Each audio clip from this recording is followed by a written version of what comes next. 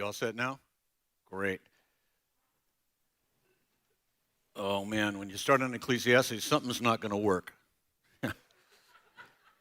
Today we're going to kind of ease our way into the deep, cold waters of Ecclesiastes. Most of you said, hey, I'm really looking forward to this. One guy said, I don't get that book. I don't know if I like it at all.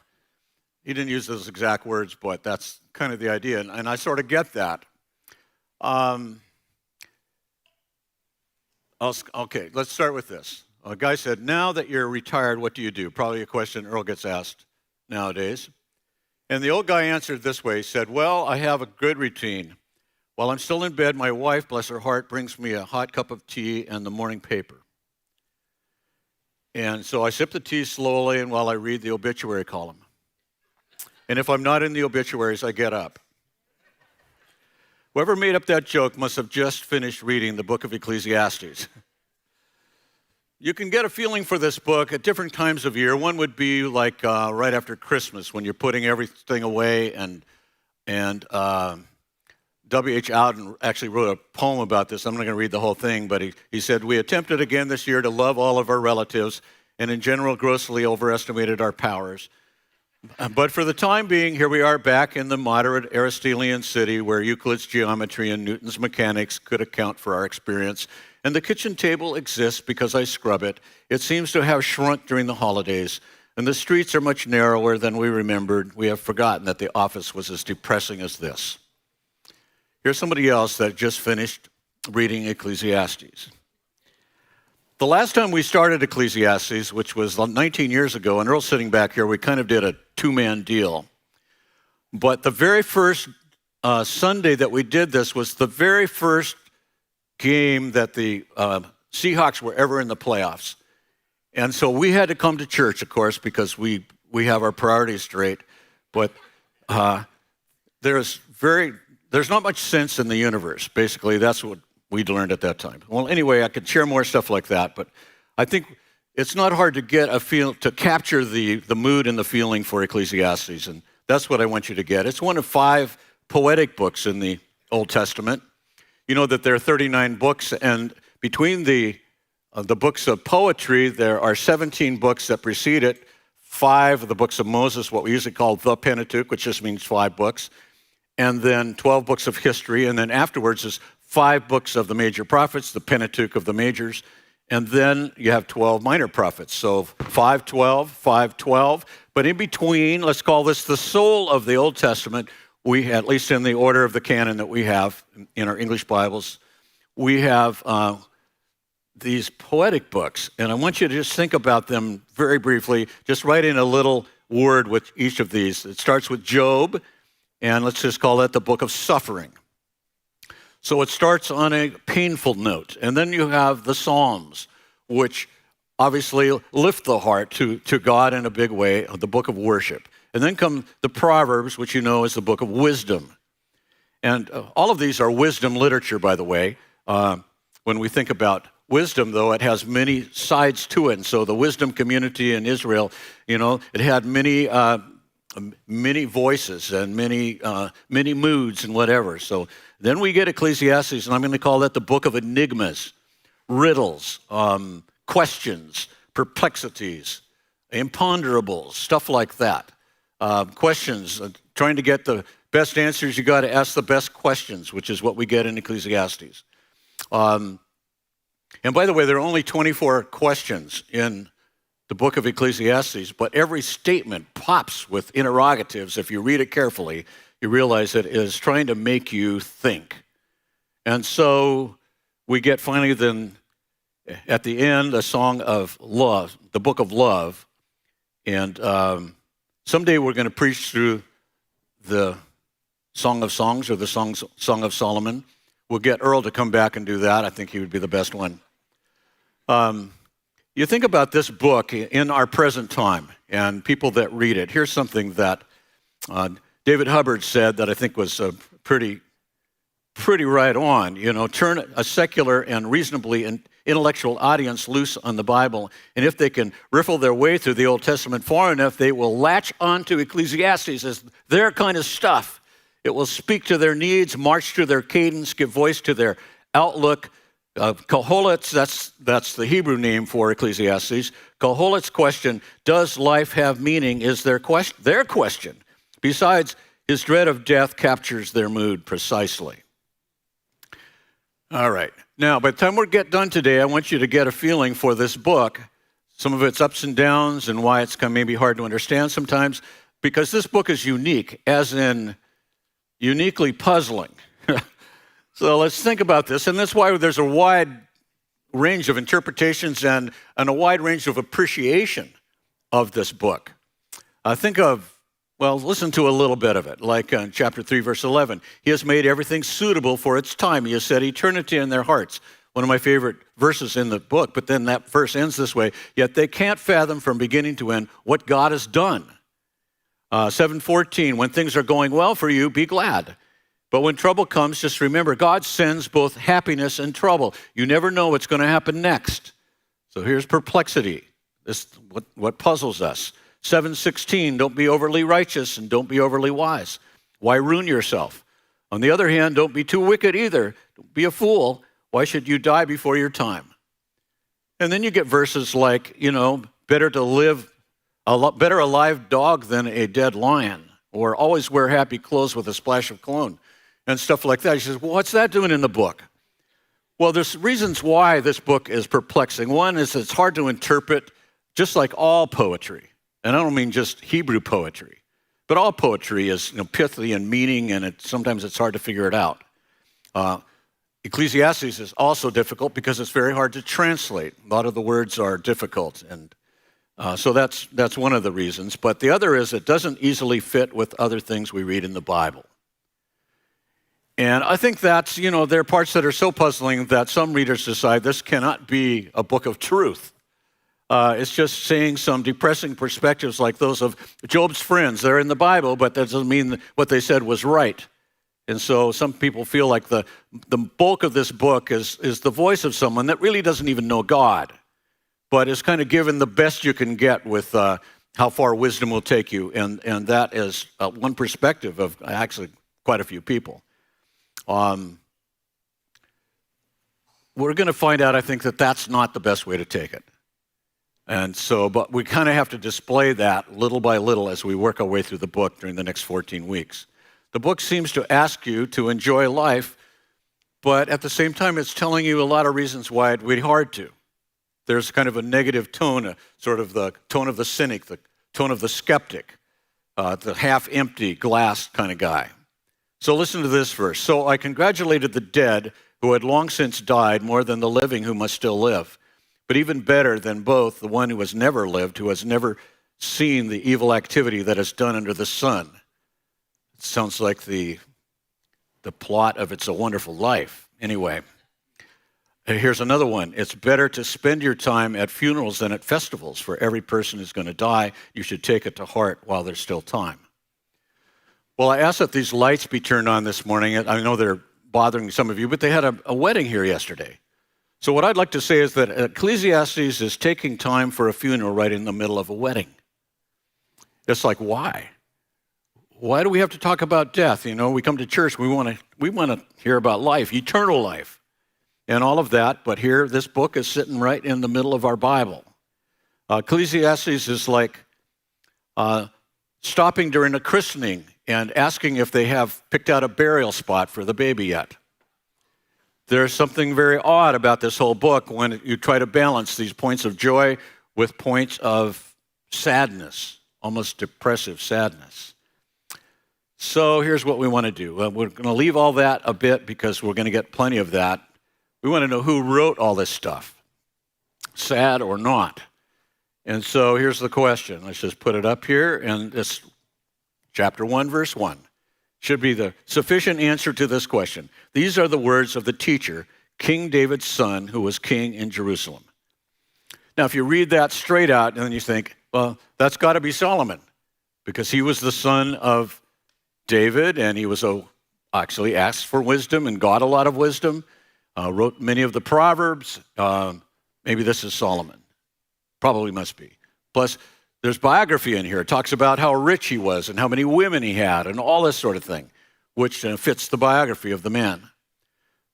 But he never uses his name. He calls himself the teacher or the preacher.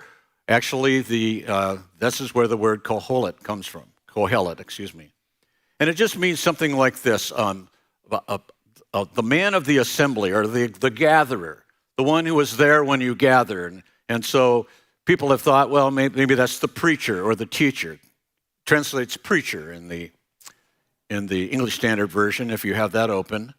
I've used the term teacher. By the way, the translation we'll be using is a composite translation, comparing all kinds of translations and grabbing what seems to express things the best. So it's not our translation, it's something you'll find. If you compare a whole bunch of things, it'll be there somewhere. So traditionally, if it's the preacher or the teacher, then this book is going to be kind of a sermon or a lecture of some kind that goes through questions and observations. I like teacher because it gets that idea that he's trying to get something across to you, maybe that you didn't know before, that you really need to grasp hold of. And it doesn't tell you a whole lot what to do. That would be what maybe a sermon would do. It observes what things are like or not like, and that's kind of what we get here. Now, some people wonder why the third king of Israel would boast of his supremacy above all the kings that were before him. Would that make sense? And so we're going to see that there's a good reason why you might want to say it's not Solomon. The son of David, by the way, was a title of Jesus himself. Son doesn't mean directly the son. And so this could be written at a time where people very well know that this was just written far after the death of David and Solomon and the early kings of Israel. And so there's something here that's called king fiction, which later authors used to lend grandeur to what they were saying. And putting these in the voice of Solomon, because he was the one that was most acquainted with the dead ends of pleasure and riches and all of that. And so if some guy's writing this, and if you were a guy that had never had much, and then you're saying, money doesn't really satisfy, but you never really had any. How much better to say a king like Solomon, who had it all, who was the richest of the rich. And yet, through his voice, you get this feeling like, no, that did not satisfy. So we're going to get the voice of a Solomonic type voice that's basically saying, this is the sort of thing Solomon might be saying to us right now. What they knew from Solomon was the Proverbs. But what had happened probably in the wisdom community of Israel is that they felt like if you do all these things, God's going to bless you all and all of that, and now they're in exile. And it didn't work. And so here is the writer of Ecclesiastes kind of throwing all those sort of the Proverbs up and, that were supposedly the guarantee, and he's the chaos hunter, and he's just going to blow them apart. And there's a lot of that in this book where you say, okay, you cannot use the wisdom of the Bible to make certain things happen. So I'm going to talk more about this. So let's do it. What's the book about? Let's say it like this. What's the theme? Verse 2. It's almost like a motto. Vapor of vapors, says the teacher. Vapor of vapors, everything is a vapor. The book ends with the same thing. And throughout, we have this word vapor 40 times. And so you know that this is really the main thing he's got on his mind. The King James said, vanity of vanities, all is vanity. Remember that? We don't use the vanity the same way now. Now it's a dresser with a mirror on it. Or it's what the attitude you get if you look at it too much. I'm Carly Simon, you're so vain. So we don't say vanity is vanity, but you could say enigmatic, like the commentary Bartholomew. Or the NIV has, you might be open to that, meaningless. Meaningless. Everything is meaningless. Well, we should explore what meaningless means. Because does that mean nothing has meaning, or does it mean we just can't see it? The root word here, which is the Hebrew word hebel, or hevel, some people pronounce it, is just the word for breath. We put a little picture up here, and you'll see this girl out in the cold. I had a guy out here breathing out, but I don't know if it looked like he was vaping or smoking or something. But so I put the little girl up here, kind of a little better picture. And so she can see her breath, but if she grabbed it, there wouldn't be anything there. It would just go away. And the book is going to talk about chasing the wind and how ethereal all of this is and how things in life are just like that. Vapor, emptiness, like a futility that you can try to understand it, but then somehow it doesn't work. So if you can see it, it's empty and unsubstantial and momentary and profitless, sort of like a vacuum that is there. It looks like it's occupying something, but really there's an emptiness to it all. Yeah. It says vapor of vapors, which means like the king of vapors, like king of kings is the greatest of the kings. So he's saying if anything is empty, if you know what emptiness is, this is emptier than empty. The absence of something vital, and in this case, eternally necessary. Now, finally, we get a subject here. He says everything. Everything is a vapor, and that's a pretty comprehensive statement. So he's not talking about the occasional odd mystery. It's infected everything. That is, nothing in the world is 100% clear. Makes all the sense in the world. Oh yeah, I understand exactly. Like the time I was taking one of my grandsons to work, I drove all the way from my house in South Tacoma, and I went all the way to Wild Waves. I never had to stop once. I hit every light right. It was amazing. Now, if you asked me why that happened, did I miss some accident that I would have been in? Would he have been just a very little bit late and got into trouble? Or, what was it? I haven't the slightest idea. Even the easy stuff leads to some deeper questions if you think about it. Now, when it says, like the NIV has meaningless, I'm going to insist that he doesn't mean that nothing has any meaning. It's just that we're too stupid to know what it is. From our vantage point, it's sort of it's above our pay grade. It's inscrutable. It's maybe top secret stuff, and we have no clearance for that. Here's what David Hubbard writes. I don't think I have a screen on this, but he says, the word Hebel means it's not a label for nihilism. It does not mean that life has no purpose and will bear no fruit. God may seem distant. God is by no means absent. Hebel stands more for human inability to grasp the meaning of God's way than for an ultimate emptiness in life. It speaks of human limitation. So it's actually saying something about us. Everything is meaningless to those of us that try to understand it to its depths, and we can't really nail it down because we're too damaged to see the hope that's there, even the truth that's there, or fit it all together. Well, what I want us to do is explore a little bit more some understanding of the term vapor. And so I've got 4 here. They all start with F. This is straight Fs. All right? Maybe you grew up with straight Fs on some report card. Well, here it is. First of all, fleeting. Nothing under the sun lasts. So you can read a verse like, starting with verse 15 of chapter 5. He will leave this world as naked as when he came from his mother's womb. All the stuff he worked so hard for, he'll take none of it with him. Now, as you'll notice throughout the book, death is a frequent theme, so he's talking about that. He said, this too is a bitter pill. He goes just as he came. He labors trying to catch the wind, and what does he have to show for it? Throughout his life, he eats under a cloud, frustrated, sick, and resentful. Or this from chapter 6. I've seen another evil under the sun, and it weighs heavily on men. God will give someone wealth, possessions, and honor. Yes, so they lack nothing they really wanted, and then he'll refuse them the strength to enjoy it all. Some stranger will end up enjoying it instead. This is a vapor and a sickening tragedy. Sometimes you have to read, you got to read the book in that voice sometimes. So, and we see that in our world. I mean, I was reading that of the Fortune 500 companies that were listed when I was in grade school, only 60 of them are still on the Fortune 500 list. So, and then that's why it's not your father's Oldsmobile or Studebaker. It's probably your great-grandpa's Studebaker. Some of these things are long gone. I guess you can still get an Oldsmobile, but anyway.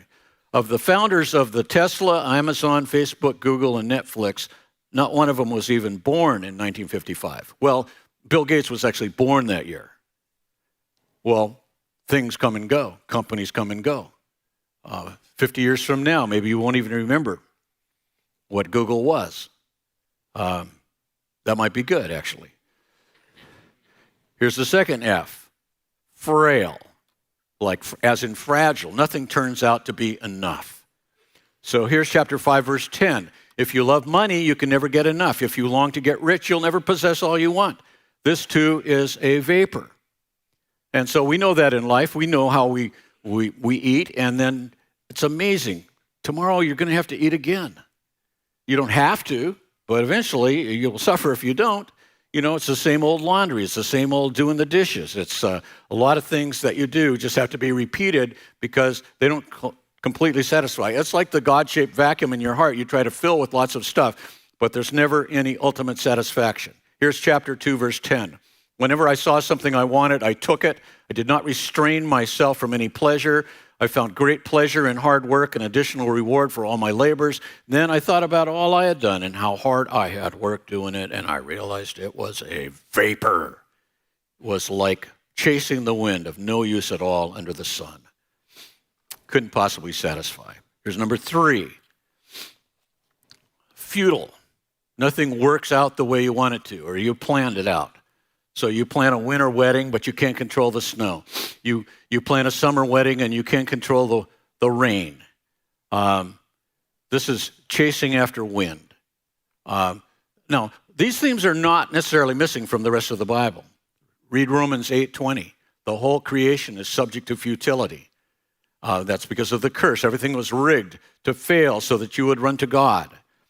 Well, here's chapter 1, verse 14. And 15, I observed all the deeds that are done under the sun, and see, it's all a vapor, like chasing the wind. What is crooked can't be straightened. What isn't there can't be counted. Chapter 11, verse 8, be glad for every year you live, no matter how long you live. Remember, you will be dead much longer. There's nothing at all to look forward to but futility. All right, so that's the third one. So, your expectations crash. That's why this book actually it's the only book that I think in the Bible that's written especially for young people. You'll hear this as we go through the book. But I think it's because when you are young, you have automatic expectations that your life's going to be fine if you do it right. All right? You already know about compound interest. You've learned a few things. And you've watched your parents maybe have a difficult marriage. You say, I'm not going to marry somebody like that. The one I marry is just going to love me and care for me and be patient with me, and it's going to be great. And then you get married, and life goes on, and it looks a lot like what you saw before.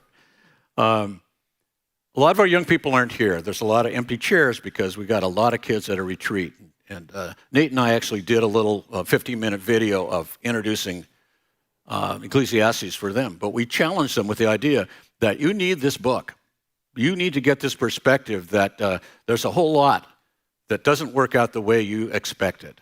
And you might as well figure that out now. Now, there's a fourth thing here, and the fourth F, and that's frustrating. So there they are, fleeting, frail, futile, and frustrating. There's nothing you can fully control or understand. Now you figure, okay, well, that's especially true for non-Christians, but what about everybody? Well, let's just read this to start with, chapter 9, verse 1. This too I took to heart. Even though the actions of godly and wise people are in God's control, no one knows whether love or hatred awaits him. Both options are before him. So you're reading this to your son or your daughter. So it makes no difference, and that leads into this. The same fate comes to the righteous and the wicked, to the good, to those who are ceremonially clean, and those who aren't, to those who offer sacrifices and those who don't. A good person is no better off than a sinner. One who takes an oath is no better off than the one who shuns it. Now, what's that saying? It's saying basically there's a whole lot going on, and you would think you could control that by, following the book of Proverbs or, obeying the law and all of that. But there's a kind of another layer to reality going on that it's hard to imagine. So I want you to look at a clip with me, and it's from a movie called The Matrix, okay? And it's a great AI movie. Yeah, so Ecclesiastes teaches you that there is far more going on than meets the eye. And so The Matrix is sort of a parable that has some of that same thought. It's far closer to reality than we might think. So we too live in a world that imprisons and disappoints. So what you're going to see in this clip is the beautiful Trinity takes Neo to meet Morpheus. And this is that little interchange. So James, run it.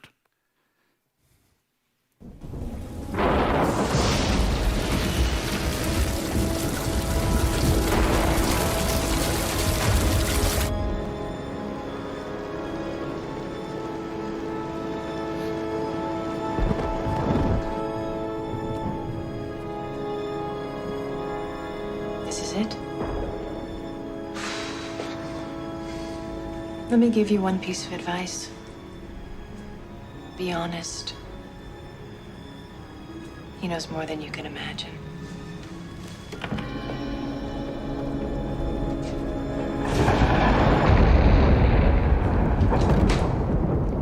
At last. Welcome, Neo. As you no doubt have guessed, I am Morpheus. It's an honor to meet you. No. The honor is mine. Please, come, sit.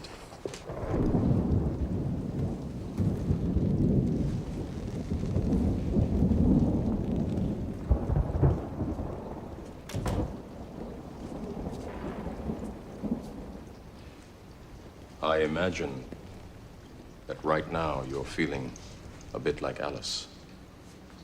Tumbling down the rabbit hole? You could say that. I can see it in your eyes. You have the look of a man who accepts what he sees because he is expecting to wake up. Ironically, this is not far from the truth. Do you believe in fate, Neo? No, Why not? because I don't like the idea that I'm not in control of my life.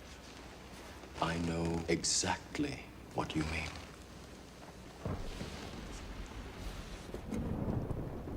Let me tell you why you're here.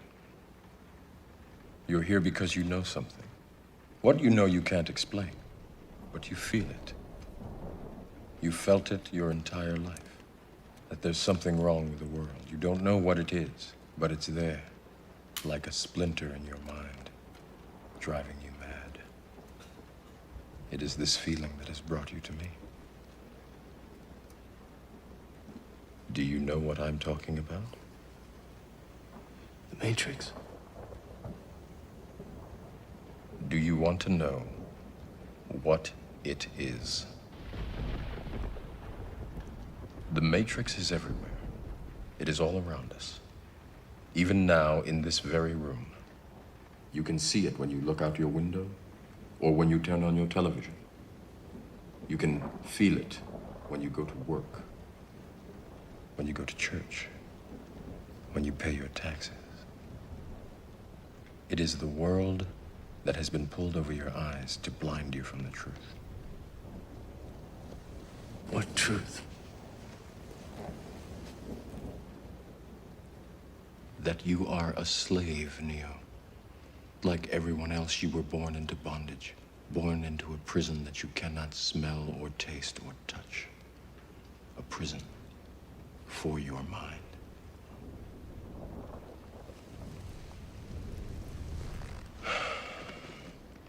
Unfortunately, no one can be told what the Matrix is. You have to see it for yourself.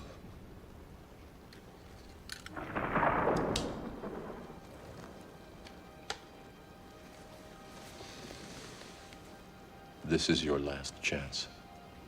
After this, there is no turning back. You take the blue pill, the story ends. You wake up in your bed and believe whatever you want to believe. You take the red pill, you stay in Wonderland, and I show you how deep the rabbit hole goes.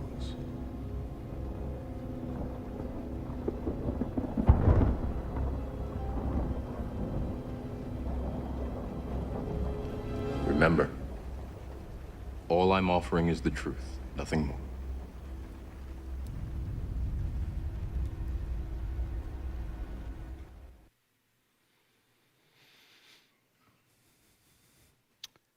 Well, Neo takes the red pill. Lucy steps through the wardrobe. Aladdin rubs the lamp. Elisha prays that the eyes of his servant would be open to see the invisible army. Peter, James, and John follow Jesus up the Mount of Transfiguration.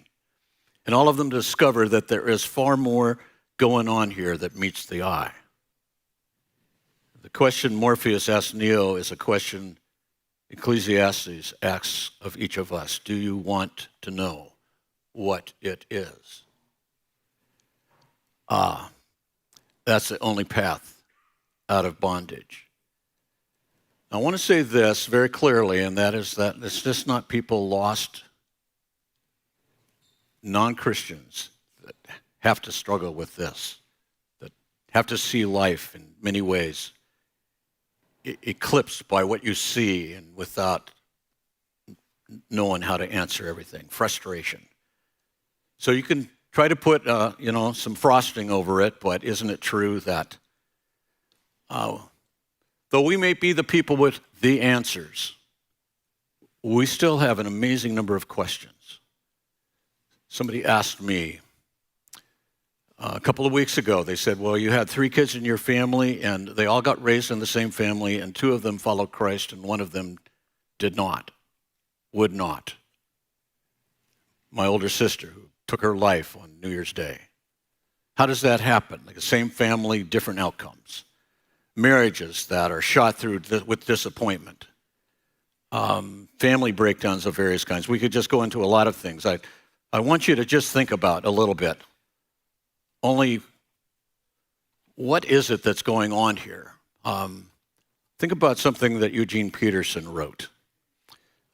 He quoted at first some interesting Ecclesiastes-like statements from Diogenes Allen. He said, for many, religion, both bizarre and ordinary Christian variety, is a means to success in business, gaining or preserving health, protection against harm, attaining a never-ending existence.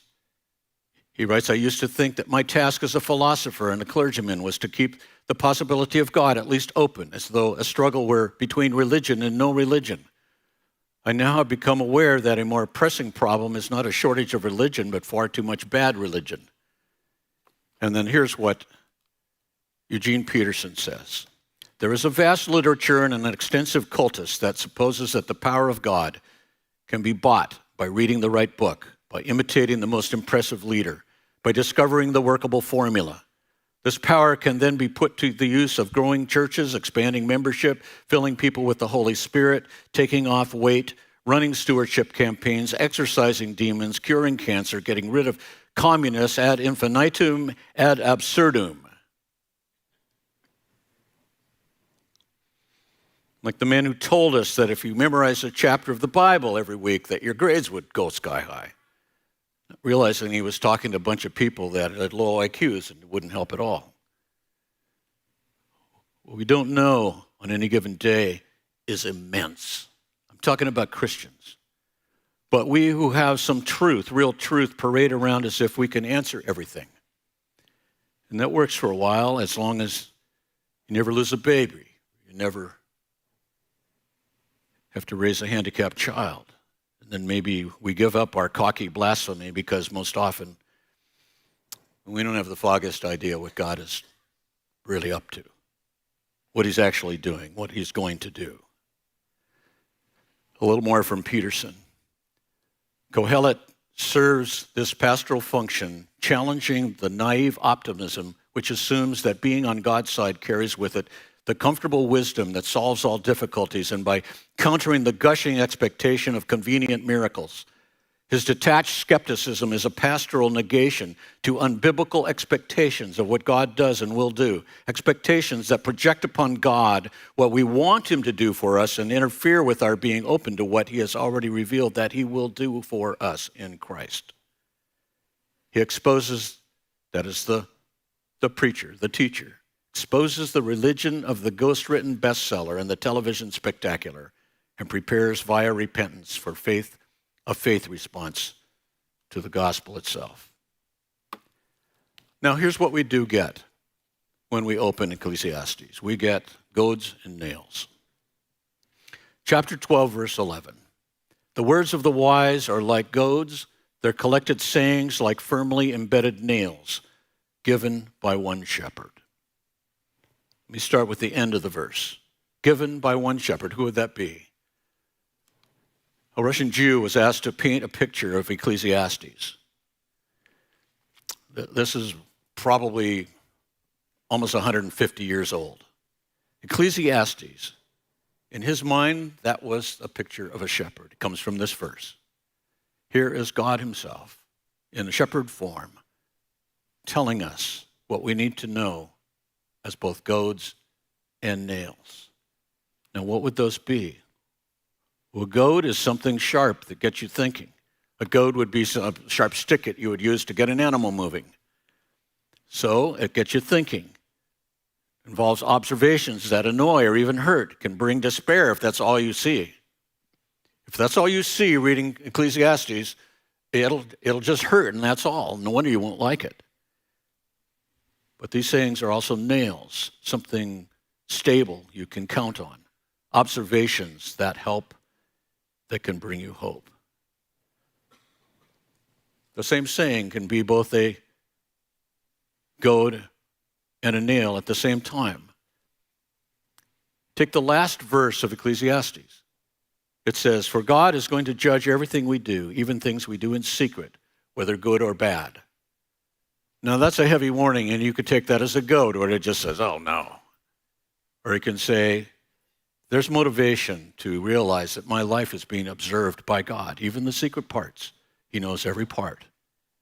He knows what's going on. The word judge doesn't mean just he's going to punish. It means he can evaluate and know you like you cannot even know yourself. And that's a nail you can hang your life on. That's what I want you to see as you're going through this amazing book. Customarily, we don't allow ourselves to feel a tough question with any more weight than the answer we already can bear. So I want you to open up to more than you have before. This book is not much about what we do, it's about why we do what we do. How to think about the stuff everybody does. It's sort of like stopping for a philosophy lecture right at the end of choir rehearsal. Why do we bother to sing? Birds can do it better than we can. And so then you think about it. That's a goad and a nail. If you're a young person here, and there's plenty of you still here that didn't go on the retreat, you should think of a verse from the New Testament that goes with this book. Romans chapter 11, verse 33. "Oh, the depth of the riches of the wisdom and knowledge of God. How unsearchable are his judgments and his paths beyond tracing out, inscrutable." Now, one last question. It's a crazy proposal, but somebody suggested putting Ecclesiastes at the front of the New Testament. Now, there's a lot of ways to describe why they thought that. It's actually first suggested by a guy named Floyd Malott in 1972, but it was picked up on by Eugene PETERSON. And he said some editions of the New Testament have the Psalms included at the end. Do you ever have a New Testament like that? The New Testament and Psalms. I did when I was a kid. And so he says, it is the most appropriate conclusion.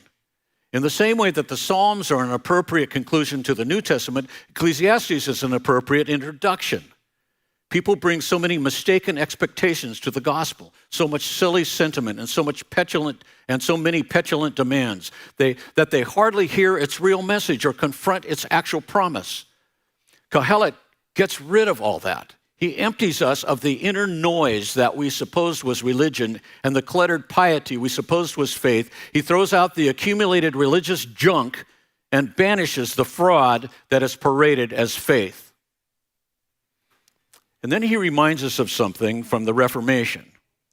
There was a guy named Martin Luther that said this about this little book, this noble little book, which for good reasons it were exceedingly worthwhile that it should be read of all men with great carefulness every day.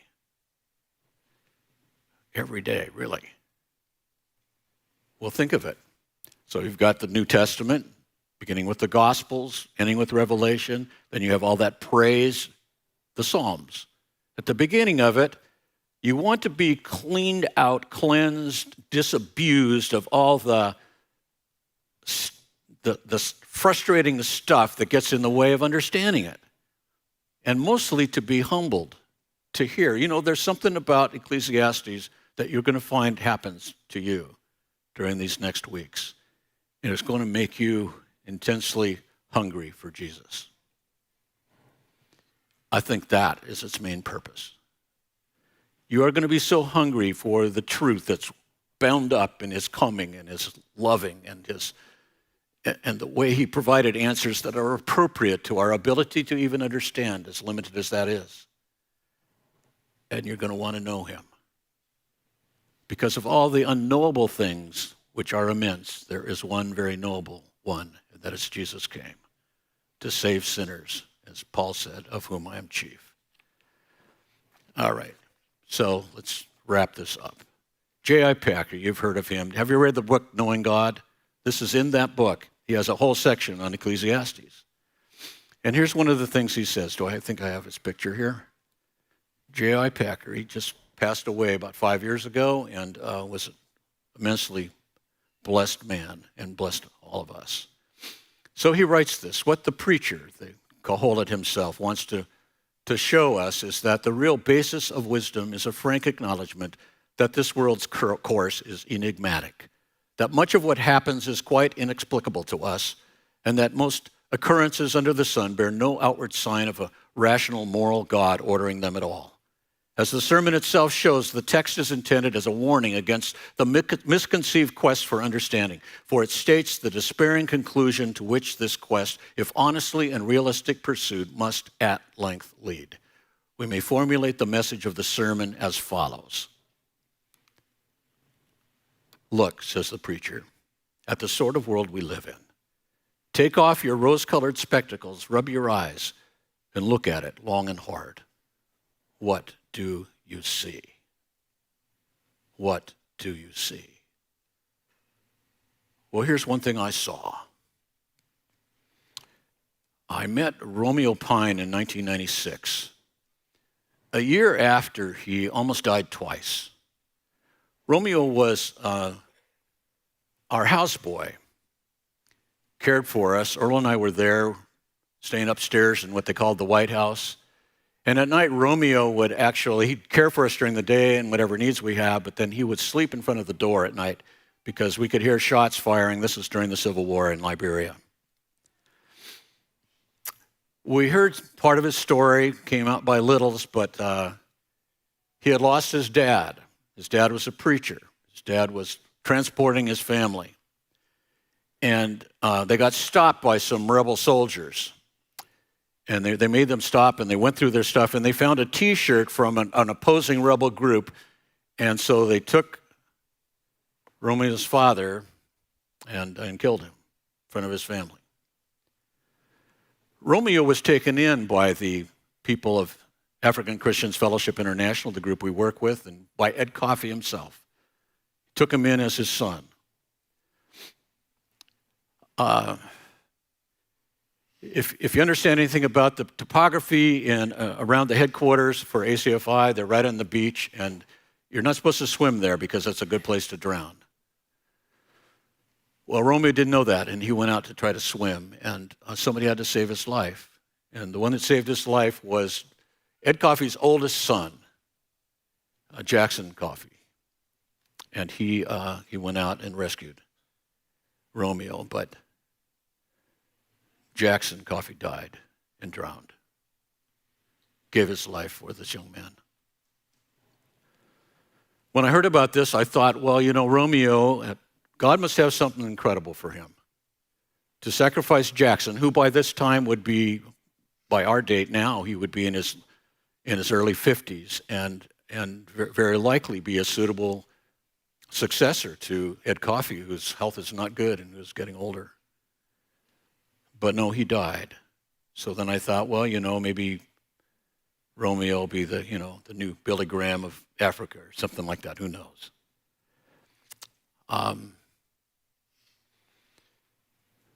Earl and I left the country, and a few short weeks later, April 6, 1996, rebel groups flooded into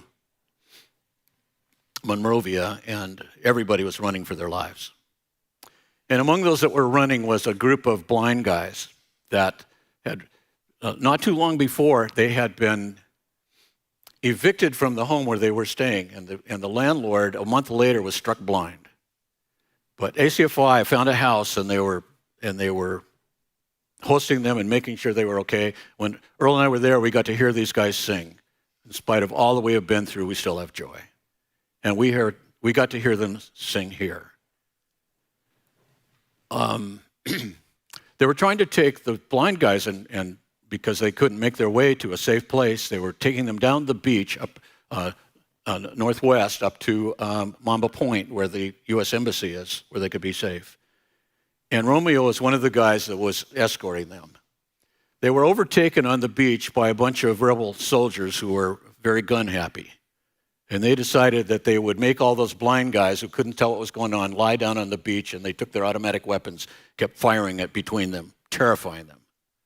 And Romeo stood up to them, and he couldn't take it anymore. And he says, "You cannot do this. These men cannot see what's going on." And so they took Romeo, and they hacked him in pieces and left him on the beach.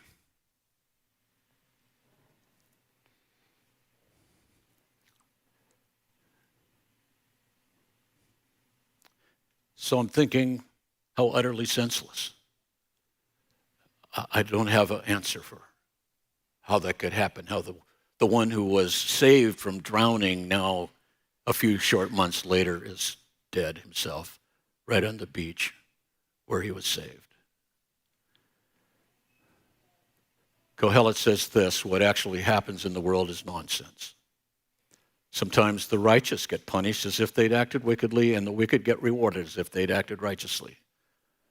I say this too is Hebel, vapor. I'm going to end the sermon with some wise words from our friend Rob Rayburn. It's a crucial part of true biblical wisdom to know how little we know.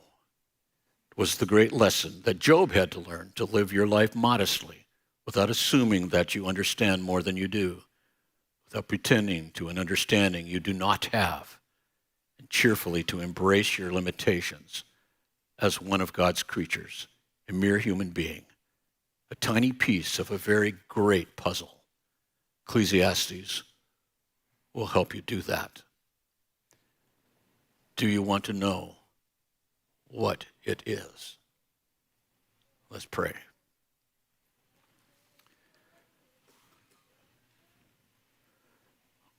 Our dear Father of all wisdom and mystery,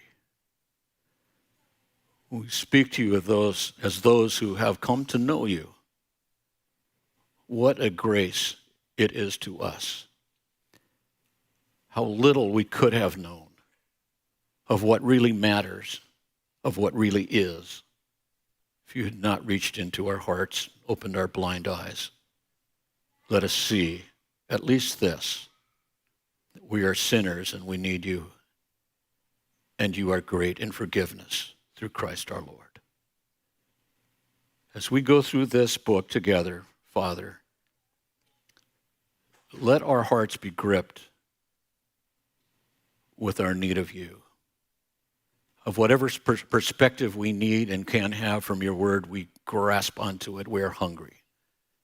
But mostly we're just hungry to truly know you, because nothing else really matters very much.